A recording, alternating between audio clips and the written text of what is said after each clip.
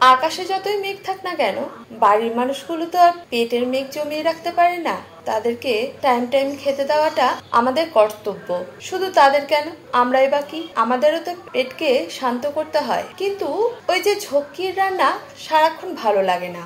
একদিকে বাচ্চাদের স্কুলে যাওয়ার তাড়া, অন্যদিকে বড়দের অফিসে যাওয়ার তাড়া। তার মাঝে নিজের পেট বা অন্যদের পেট শান্ত রাখার জন্য কি করব ভেবে ওঠাটা বড়ই মুশকিল হয়ে ওঠে। এই সমস্যার সমাধান আজ আমি দেব। আমি সমাজশ্রী চলে এসেছি রোজকার রান্নাঘরের মতো আমার রান্নাঘরে একটা নতুন রেসিপি নিয়ে। আজ তৈরি করব একটা হেলদি টিফিন বক্স রেসিপি।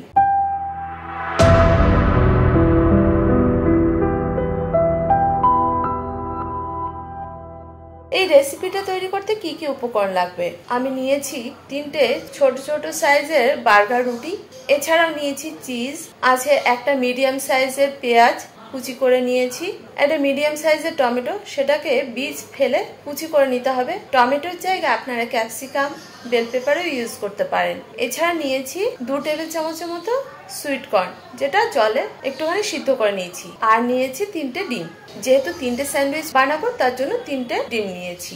এবার বলি কিভাবে তৈরি করবেন। প্রথমে এই বার্গার রুটিগুলোকে আমি 2টো ভাগে কেটে নেব।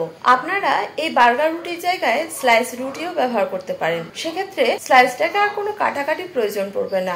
এভাবে আমি প্রথমে 3টে রুটিকে কেটে নিয়েছি। এবার নিয়ে নিয়েছি একটা পাত্র, যেখানে প্রথমে একটা ডিম ফাটিয়ে নিয়েছি, এর মধ্যে দিয়ে দিয়েছি সামান্য টমেটো কুচি, সিদ্ধ করা সুইট কর্ন আর পেঁয়াজ কুচি। এর সঙ্গে দিয়েছি স্বাদ অনুযায়ী নুন আর 1/4 চা চামচের থেকে কম গোলমরিচ গুঁড়ো। চাইলে আপনারা এখানে কাঁচা লঙ্কা কুচিও ব্যবহার করতে পারেন।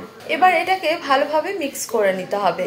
এই ব্যাটারটা এখন রেডি। অন্যদিকে একটা তাওয়া গরম করতে দিতে হবে। হালকা আছে তাওয়া যখন গরম হয়ে যাবে তখন দিয়ে দিতে হবে 1 টুকরো মাখন। মাখনের পরিমাণটা আপনারা আপনাদের পছন্দ মতো দিতে পারেন। মাখন গলে গেলে এর মধ্যে দিয়ে দিতে হবে তৈরি করা ডিমের মিশ্রণটাকে। এবার এর মধ্যে দিয়ে দিতে হবে ওই কেটে রাখা রুটিগুলোকে। এখন এটাকে 2টো খুন্তির সাহায্যে খুব সাবধানে উল্টে নিতে হবে। এরপর এর উপর থেকে দিয়ে দিতে হবে স্লাইস চিজ। স্লাইস চিজের পরিবর্তে আপনারা কিউব চিজও ব্যবহার করতে পারেন। তার উপর দিতে হবে খুব সামান্য চিলি ফ্লেক্স, কিছুটা হার্বস। চিলি ফ্লেক্স আর মিক্স হার্বস এটা অপশনাল। এরপর একটা রুটির উপর আর একটা রুটিকে কভার করে দিতে হবে। এটা আপনারা দেখে বুঝুন আমি কিভাবে কভার করেছি, ঠিক এভাবে কভার করে দিন, তাহলে একটা স্যান্ডউইচ রেডি।